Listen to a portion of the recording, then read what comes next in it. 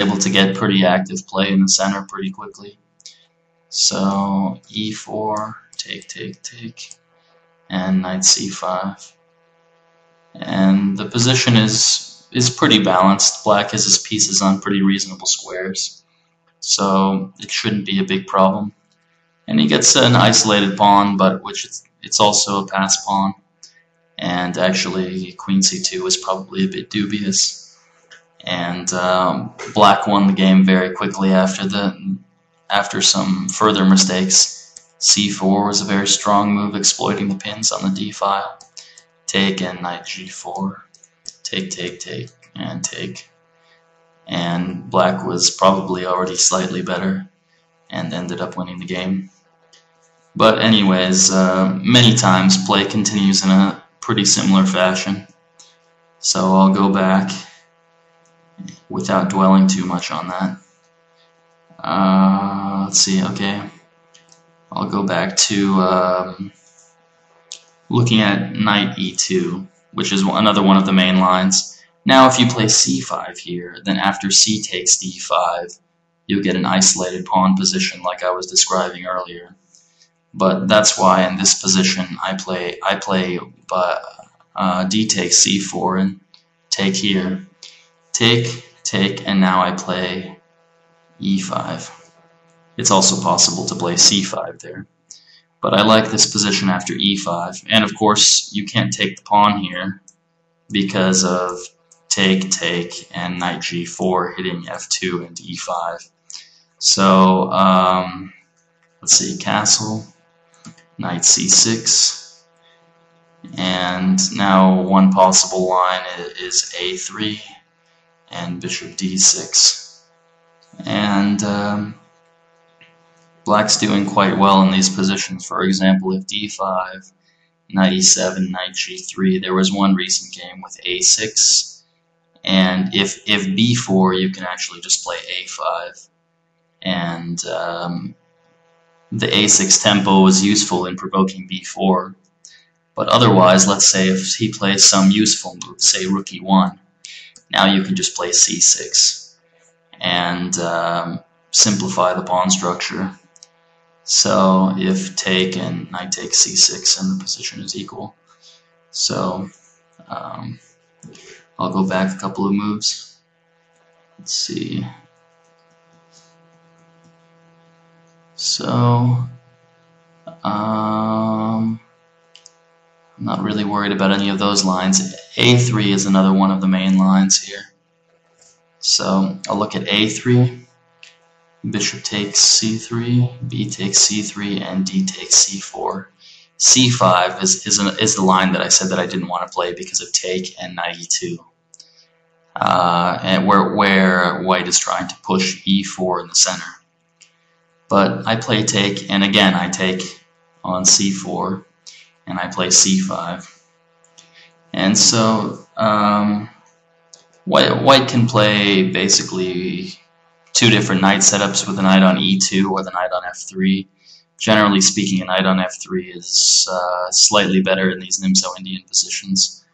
Let's see, for example, if knight e2, I like to exploit the fact that he hasn't played knight f3, so I play usually e5. And if castle, then I would just play knight c6. And if a4, it's interesting. It's possible to play take,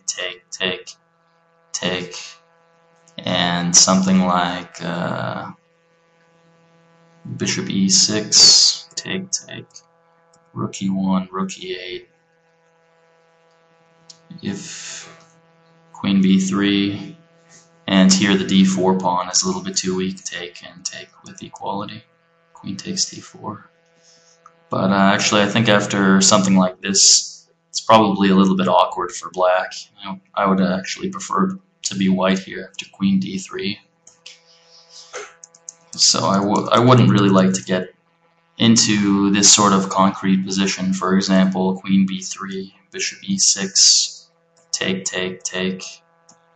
And black has compensation for the pawn. Of course, it's a somewhat bad bishop on c1 and a knight on d5, which is pretty firm. but it's not totally clear if he'll ever regain the pawn, and maybe the bishop will be well placed on a square like c5, for example. So this position is not totally clear. So after a4, I would recommend playing knight a5, and then queen c7. For example, if bishop a3, b6, take, and bishop e6. Seems like black is doing quite well here after bishop e6. And after, if you play something like f3, then you can just continue the same plan with b6. And white will probably take on e5 and play e4. But now you can just move the queen back with queen e7. And again, black has a very good position, and possibly the c4 or b3 squares will become weak in the future. So I'll go back a few moves, and I'll look at knight f3, queen c7. This was recently played by Leko, and the game went bishop a2. It was Yakovenko against Leko, played in July earlier this year. So bishop a2, b6, castle, bishop b7, bishop b2, knight b7, queen e2, and here he effectively changed the pawn structure. The pawn structure was changed very quickly with c takes d4.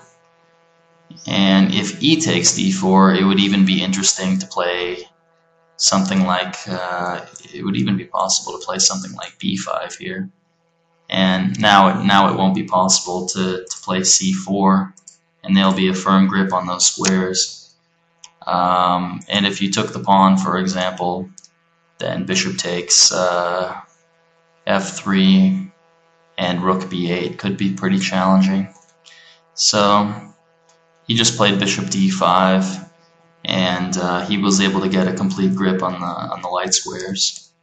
So after a few moves, the game was drawn, queen b5, and now a couple accurate moves: knight b8, a6, b5, and knight c6, and draw was agreed.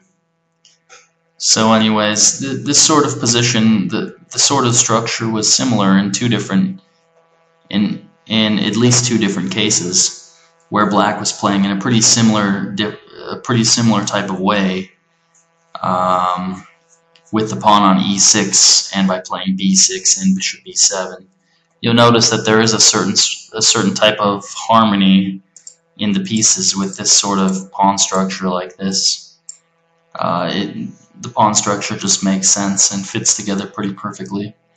So I'll go back a couple more moves. Let's see which other line was there. And another line that I haven't mentioned here was c takes d5, which is a rather tame variation. After e takes d5, knight e2, again it makes sense to play rook e8. And in these sorts of games, black often gets an isolated pawn. For example, okay, in certain variations,